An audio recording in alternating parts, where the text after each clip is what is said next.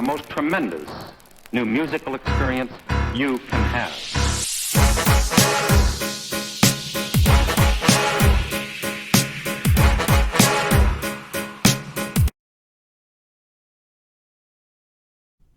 Alright, what's up y'all, it's Logan, and I'm here getting y'all this review to this newest Drake project called Dark Lane Demo Tapes.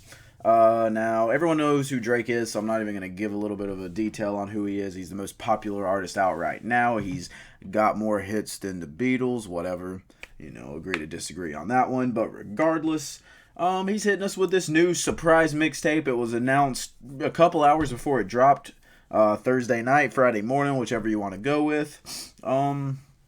And it's a hard left turn from where he's been going in his career. His past three projects, starting with Views in 2016, he had like 20 tracks and it was well over an hour long.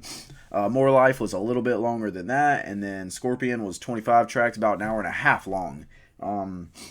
And I get the point in that, up the streams, we are in the streaming age, so the more songs you have, the more streams you're going to get, the more money you're going to turn out, and the higher you're going to chart. That makes sense, but here's the thing. Whenever you do that and you don't work harder to make a better album, you're just putting worse songs on there so you can make more money and up your clout, up your fame, whatever you want to call it. You're just chasing streams is all you're doing. And so his past three tapes really haven't been that amazing. I liked Views all right. More Life was okay. It had some songs to vibe with. Scorpion I thought was bad. At the very least mid. But yeah, all of them have been disappointing compared to his last few before that. He was on a good run before that. So that being said, this one comes out at 14 songs and 49 minutes. It is just technically a B-track mixtape. Just a bunch of songs that he hadn't released that he was just sitting on just to get us over until his album comes out, which he announced should be coming out sometime this summer. But again, just going back to the shorter track list is a good move for Drake. I think it's a good way to get people back on his side, especially if it turns out to be good. Now, like I said, this is a surprise release with mostly random unreleased tracks that we had heard leaks from, or some singles as well. We'd heard songs like Chicago Freestyle, Tootsie Slide. We'd heard a leak from Pain 1993, and that's one that a lot of people had been waiting for because it's him and Playboi Carti, and that leak sounded really good from what I heard. I personally don't listen to leaks like that, but yeah. Now that being said, what did I think of this project overall? I think it is by far his most consistent project since 2015 with If You're Reading This It's Too Late. Now obviously, If You're Reading This It's Too Late is probably his best rapping performance on a album or mixtape, whatever you want to call it, ever. So I'm not going to compare this to that. This is not as good as that. But it is his most consistent. Like I said, it doesn't have that up and down, left and right. What are you doing? Okay, now you're good type of Drake that we've gotten since Views. It's just a more consistent sound, and that, it's easier to do that over 14 tracks instead of 20 to 25. So I gotta say, smart move. Smart move by the man, definitely. Most of the tracks on here are pretty enjoyable in my opinion, and I'm going to give a track-by-track analysis, a little bit less on some songs that are more popular than others, unless if I just feel like I need something to say about it. So starting with the intro track, Deep Pockets. We all know Drake, he always kills intro tracks. It's a fun song, he's bragging. Very similar to many other intros that he's done, and like I said, he usually kills these. He continues that trend. It's just a fun song where he's talking about being rich, blah blah blah, bragging and all that. Before I continue, I want to go ahead and say excuse me for my allergies. They have been acting up lately, and I don't know why. So just do your best to ignore that. Anyways, moving on. When to Say When is the very next track, which is a very inspirational, soft beat, which allows Drake to just flow all over the track. A really good rapping performance that he needs to continue. If he can continue this type of rapping performance over an entire album, again, hopefully we'll find out this summer, he could regain his spot as one of the top tier rappers. Obviously, he's still the most popular rapper, but I think even the general public would agree he's not the best. Everyone looks at someone like a Kendrick, a J. Cole, even if I don't personally agree with that. I love J. Cole, but they ain't the best. Either way, everyone looks at artists like that and say, okay, they're better rappers. It's just Drake makes better hits. Which he does. He has turned that into a science, but hit making is not what gets you on the Mount Rushmore of rappers. It's not what gets you in the top 25 of rappers. MC Hammer was a great hit maker, but he is nowhere on that list. Regardless, this song, not just a hit, great bars all throughout, really fun to listen to. After that, Chicago Freestyle, which again is a song that most people had heard by this point. Beautiful hook by Giveon. I'm assuming that's how you say his name. I don't know. But good bars, very laid back flow by Drake, with a kind of funny, kind of cool Eminem shout out / sample, where the pre-hook is just taken from Superman by Eminem. Except it's way less misogynistic. Let's just say that. Drake made the child version of that. But regardless, if you've heard that song and you listen to this song, you will recognize the part I'm talking about. I like that, and I loved this track. I knew I was going to like this track going into it. After that comes Not You 2 featuring Chris Brown, which is basically just a shared R&B performance. And now me personally going into this, I definitely wanted to hear more rapping Drake than R&B Drake, but this R&B Drake is very enjoyable, and I do like to see a mixture of the two. I think whenever he's doing both together, it works very well. Not so much like he did with Scorpion, where he did like the entire first half is basically rapping Drake, the entire second half is basically R&B Drake, because that just made the second half horrible. Granted, it doesn't help that the songs themselves were just bad, but regardless. This song is just an R&B track, but it's a good one.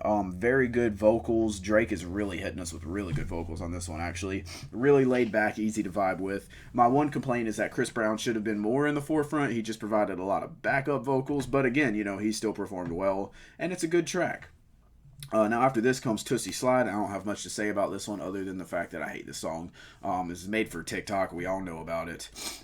It's not good. And it is the worst part about this album, I will say, strictly because there is a worse part than this coming up, but I say this is worse because once you get done listening through the album, even if you skip this song, I don't know how, but once you get done listening to this mixtape, this song will be stuck in your head. Again, even if you skip it, it's going to be stuck in your head because you're thinking about it. And I don't understand it, but it'll be stuck in your head for at least an hour, and that's not a good thing. So regardless of that, yeah, I hate that track.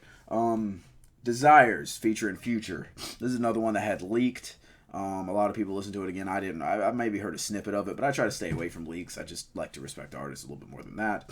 Anyways, you know how these two work together, and it's usually pretty good. This is a more laid-back collab between these two. I usually like it to be a little bit more hype between these two, although Future can provide some fun laid-back bars. And we know how Drake goes on laid-back beats. This one's pretty cool. A lot of good harmonizing. It's a easy to vibe with track. Not one of my personal favorites. Not one of my keepers. But again, it's not bad. It's not bad. I will say that. Now after that comes Time Flies, keeping up with the slower vibes. It's just kind of a generic, slower Drake R&B track. Again, kind of getting into the lull of the mixtape here with these last 3 tracks. Not say, obviously, the last 4 tracks, let's say. Obviously, Not You 2 was good, but then Tootsie Slide was bad. Desires was okay. This one, just kind of skippable. That 4-track run is like, okay, we're dipping down. We're going a little slower. Let's get back to a little bit more rap Drake, because that's what you want to see. You want to see him prove that he still has that. Which luckily on the next track landed. He comes out and gives us that more upbeat rapping Drake. Definitely a fun listen with some good bars and an upbeat beat. It's just fun to listen to. Again, it's not like he's providing us the best bars he ever has. We know he has better bars than this, but it's just fun to see him rapping with a little bit of enthusiasm like he does on this track. Now following that up is D4L, which is probably D4L. Which is probably one of the best tracks on here. It features Future and Young Thug. And it starts out with a solid Young Thug, just a little like 2-bar bit that gets you hyped, but then it cuts away from him. But obviously Drake and Future work well on this track. Thug, he definitely provides the most energy on this track, even though he's on it the least. My one complaint about this song is that Thug is not on it enough, but both of the other two carry their weight and definitely provide energy. It's just, you know how Thug is. You know how Thug is, and he's definitely my favorite artist out of those 3. Just for a track like this, I want to hear more of him. But regardless, I really enjoy this track a lot, and everyone does their thing. everyone does their thing. My complaint about Thug not being on it enough is just basically semantics, because the other two, it's not like I want to take out the other two's parts. Now after that comes Pain 1993. Starts out as a good track. Drake is killing it. He's carrying this track hard. The beat, very fun to listen to.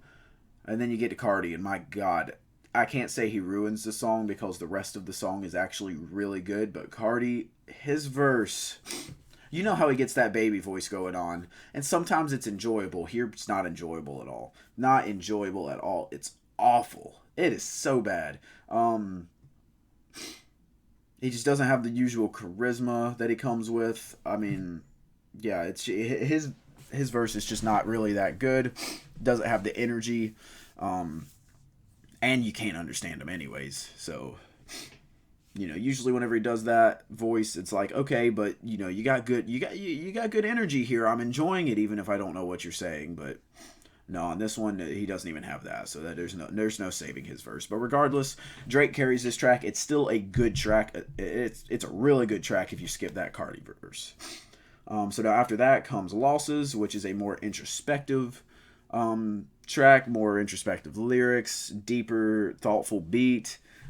Here it's like he's talking to an old friend who he feels like he'd be better off without. He's found success, but this friend just wants to stay in the same place, hold him back, whatever. He even has a line where he says, started from the bottom, but you stayed there.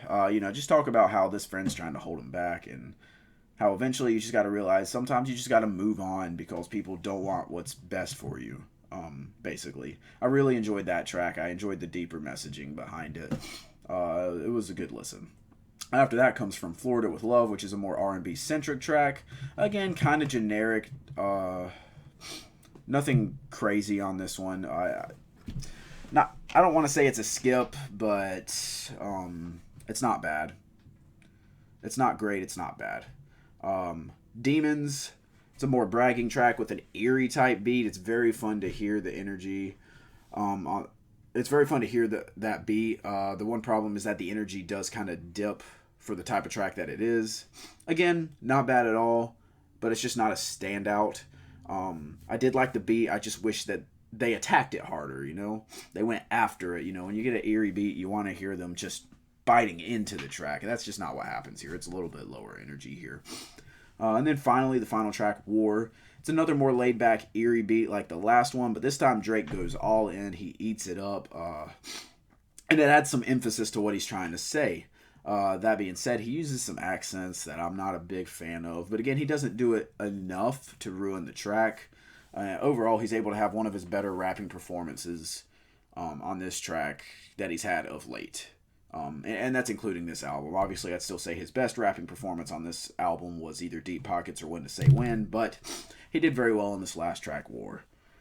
So, that's all the tracks. Overall, there's not a lot of lows, Tootsie Slide and Cardi's verse aside.